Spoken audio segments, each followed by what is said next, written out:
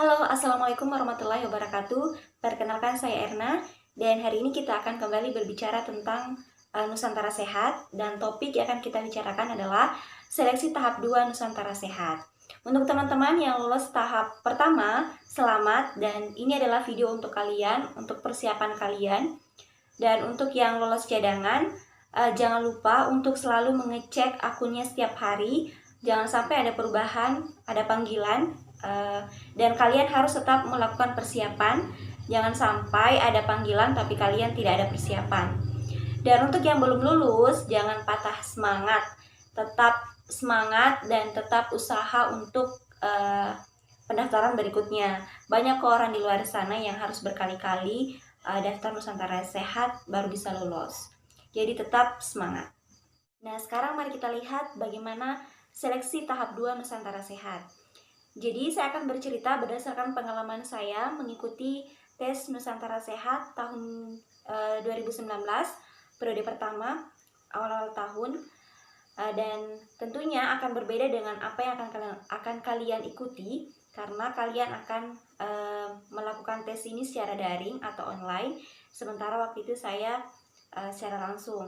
Tapi saya sudah melihat pengumumannya dan ternyata jenis tesnya sama, yaitu psikotes, wawancara, dan FGD atau Focus Group Discussion. Sebelum mulai, jangan lupa subscribe dulu channel ini. Pertama, kita akan bahas tes psikotes.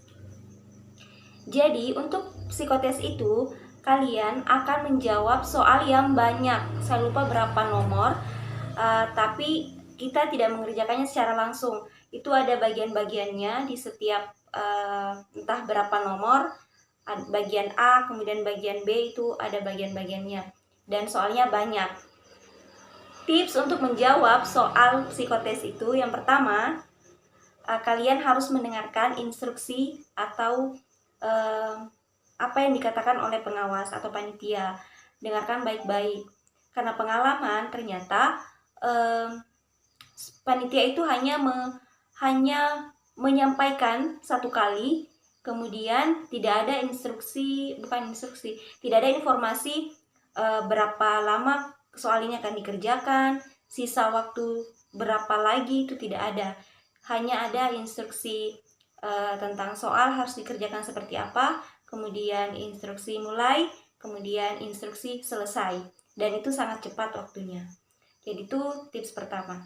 Tips kedua mengerjakan psikotes ini adalah baca juga instruksi yang ada di setiap soal, karena setiap soal ada yang dikerjakan dengan cara seperti apa, ada yang seperti apa, jadi beda-beda pengerjaannya. Tips yang ketiga adalah kalian harus mengerjakan dengan cepat. Kenapa? Karena soal ini tuh ternyata harus selesai dalam waktu yang cepat. Waktu itu saya kelabakan di bagian pertama. Saat bagian pertama itu saya mengerjakan, saya merasa sudah cepat, tapi ternyata saya masih ketinggalan, masih ada beberapa soal yang belum saya jawab. Dan akhirnya di bagian kedua saya tingkatkan kecepatan saya, karena rasanya baru beberapa menit, baru beberapa soal yang kita jawab, panitia sudah bilang kumpul atau ganti. Tuh. Tips keempat adalah ketika kalian mengerjakan soal, jangan terlalu lama membaca soal, jangan juga menyimpan soal. Misalnya baca soal tidak tahu, nanti dulu deh, simpan dulu, nanti kembali. Jangan. Apa yang kalian baca, apa yang kalian dapati, kalau bisa dijawab, jawab, kalau tidak sudah tinggalkan saja. Kemudian tips yang kelima, soal ini itu banyak yang berulang, jadi kalian harus konsisten dalam menjawab soal. Jadi beberapa soal itu mungkin ada 10 yang berulang. Nah, katanya salah satu penilaian dari psikotes itu adalah melihat konsistennya kalian. Jadi dilihat dari bagaimana kalian menjawab soal itu. Itu tadi tips untuk soal yang teks. Jenis soal di teks itu ada pertanyaan-pertanyaan tentang kepribadian, kemudian ada yang bertanya tentang warna favorit, kemudian ada perhitungan-perhitungan dasar yang gampang lah, yang penting cepat gitu. Kemudian ada yang gambar-gambar pola. Intinya soalnya sebenarnya mudah, cuman kesulitannya di waktu itu saja, karena waktunya yang cepat. Itu yang untuk soal yang teks. Kemudian untuk psikotes, kalian juga akan mendapatkan soal untuk yang diperintahkan untuk menggambar. Yang pertama itu adalah menggambar psikotes warteg seperti ini.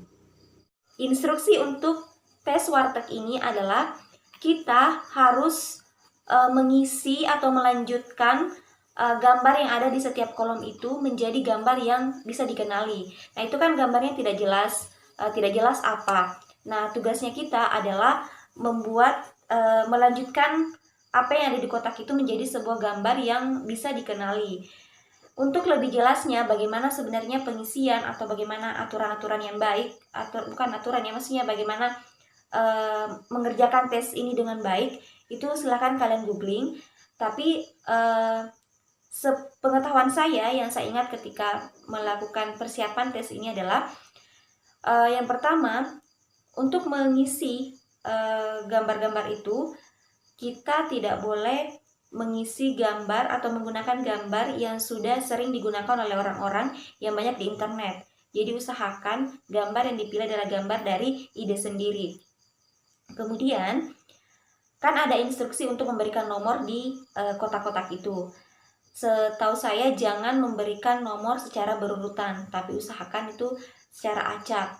Kalau dulu saya 1, 2, 3, 4, 5, 6, kayaknya seperti itu. Intinya saya melakukan secara acak. Kemudian ada juga aturan, bukan aturan, tapi maksudnya sebaiknya itu di kolom berapa yang makhluk hidup, di kolom berapa yang benda, itu ada. Jadi kalian silakan googling untuk lebih jelasnya, untuk mengetahui yang mana yang harus benda, yang mana yang harus makhluk hidup. Dulu kalau yang saya gambar, yang seingat saya yang saya gambar itu, kalau yang garis-garis itu saya menggambar rumah adat Bugis Makassar. Kemudian untuk yang melengkung itu saya menggambarnya menjadi angsa. Kemudian yang garis seperti ini itu saya gambar jadi brush. Kemudian yang titik-titik seperti kalung itu saya ubah menjadi semangka di dalam piring, ditambahkan buah-buah yang lain dalam piring. Kemudian untuk yang kotak hitam kecil itu saya gambar saya jadikan kapal. Kemudian yang keriting-keriting itu saya jadikan pohon beringin. Nah, yang lain saya lupa. Intinya seperti itu yang saya ingat. Jadi usahakan teman-teman menggunakan gambar yang idenya teman-teman sendiri. Kemudian itu yang tes psikotes yang kedua, yaitu menggambar warteg, menggambar yang ini, yang kotak-kotak ini.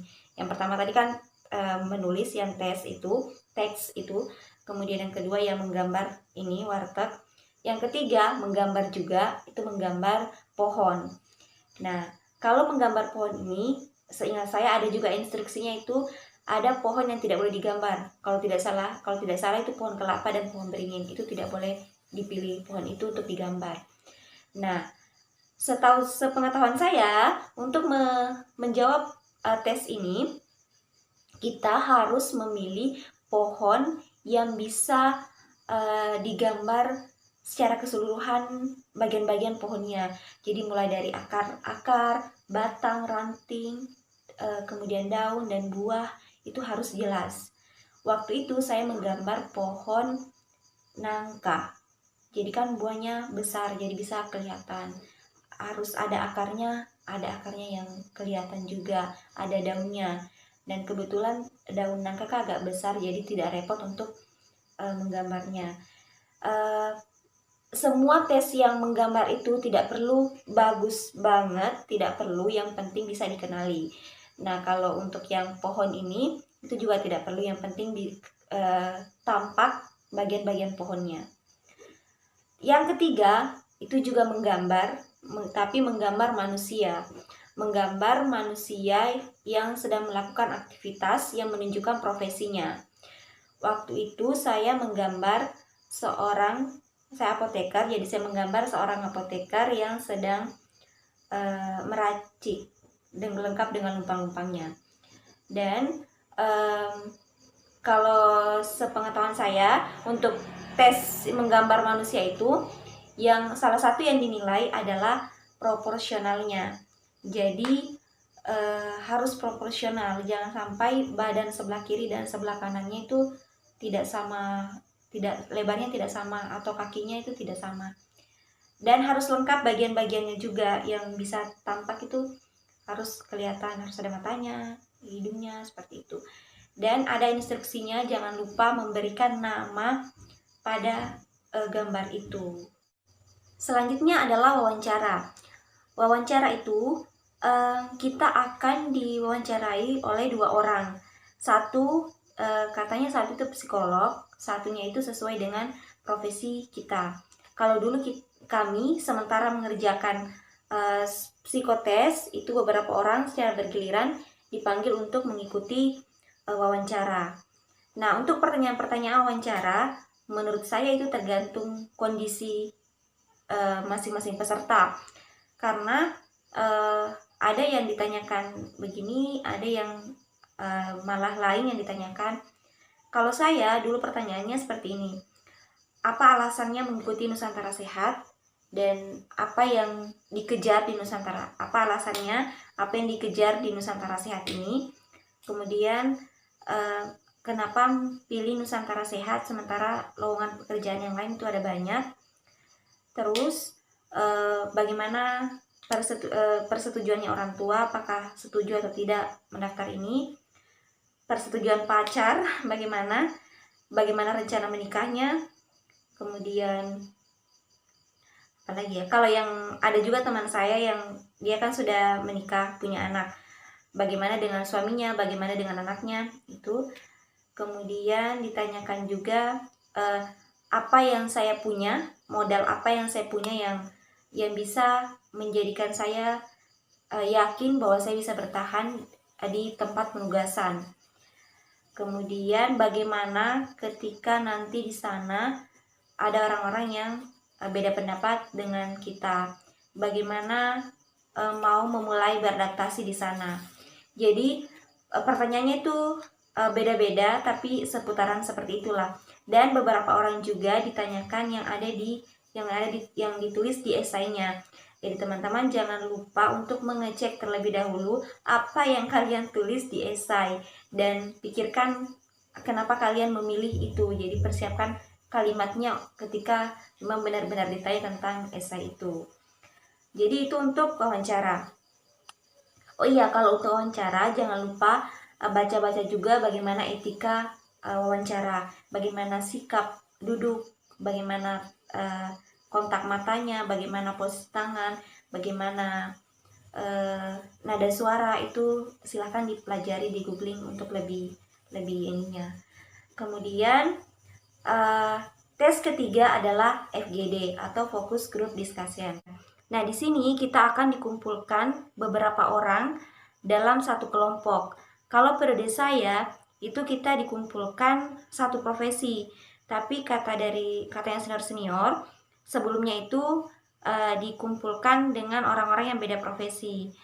Nah, di dalam kelompok ini kita akan berdiskusi seperti biasanya diskusi. Ada moderator, kemudian ada masalah yang akan dibahas. Nah, masalah yang diberikan itu tentang masalah kesehatan yang ada di Indonesia. Nah, untuk teman-teman jangan merasa tidak percaya diri jika nanti akan melakukan FGD karena takut dapat materi yang tidak dikenali atau kurang dipahami. Itu tidak perlu khawatir karena kita akan diberikan paper. Nah, dalam paper itu berisi penjelasan tentang masalah tersebut, bagaimana permasalahannya sekarang di Indonesia, kemudian apa yang telah dilakukan oleh pemerintah, lalu apa apa masalah yang masih tersisa, dan kita akan diminta untuk memberikan pendapat tentang penyelesaian masalah tersebut. Masing-masing orang diberikan paper tersebut, lalu akan menulis pendapatnya masing-masing. Setelah itu, setelah waktu menulis dan membaca habis, itu kita akan melakukan diskusi. Nah, dalam diskusi ini kan ada moderator. Beberapa orang biasanya itu mengejar posisi sebagai moderator ini, karena katanya kalau jadi moderator itu poinnya sudah lebih tinggi. Tapi waktu itu saya justru menghindari moderator, karena saya pikir dengan saya menjadi rakyat biasa, saya akan berpendapat, saya akan lebih mudah menyampaikan pendapat-pendapat saya. Sementara poin untuk salah satu poin penilaian kan bagaimana pendapat kita, bagaimana bobot dari pendapat kita. Takutnya kalau saya jadi moderator, justru saya tidak bisa banyak mengungkapkan pendapat saya. Karena kan kalau moderator tidak boleh kelihatan terlalu mendominasi diskusi tersebut. Tugas utamanya adalah mengarahkan. Jadi saya menghindari moderator itu. Tapi untuk teman-teman yang suka memimpin dan tahu bagaimana caranya mengarahkan diskusi dengan baik, silahkan kalian mengajukan diri jadi moderator. Nah, diskusi itu ada batasan waktunya. Dalam batasan waktu itu, sebelum waktunya selesai, harus ada kesimpulan terkait penyelesaian permasalahan itu. Makanya tugasnya moderator adalah memimpin diskusi ini, bagaimana caranya supaya dengan waktu yang diberikan itu bisa menghasilkan pendapat yang bisa diterima oleh semua peserta. Untuk moderator, jangan lupa untuk memberikan kesimpulan di akhir diskusi, menyampaikan kesimpulan dari diskusinya. Kemudian jangan terlalu mendominasi, dengarkan pendapat masing-masing orang, usahakan jangan ada orang yang tidak berpendapat atau tidak bicara. Dan jangan juga ada orang yang terlalu banyak bicara, itu tugasnya moderator. Mungkin makanya itu poinnya tinggi, karena banyak tugasnya. Kemudian untuk yang kita yang peserta biasa, itu jangan sampai tidak mengungkapkan pendapatnya sama sekali, dan jangan sampai terbata-bata ketika menyampaikan pendapatnya. Terus jangan juga terlalu mendominasi, jangan terlalu hanya pendapatnya yang ingin dipilih, jangan seperti itu. Lakukan semuanya dengan sebijaksana mungkin. Kemudian ketika selesai melakukan diskusi, kita akan diberikan penilaian tersendiri, maksudnya review dari diskusi kita oleh panitia. Nah, demikian tentang tes Nusantara Sehat tahap kedua. Untuk yang akan tes, semoga video ini bermanfaat untuk kalian, bisa menjadi referensi untuk mempersiapkan tes tahap kedua kalian. Dan untuk yang belum lulus, tetap semangat. Jadi untuk kita semua harus tetap semangat. Sekian video kali ini. Wassalamualaikum warahmatullahi wabarakatuh.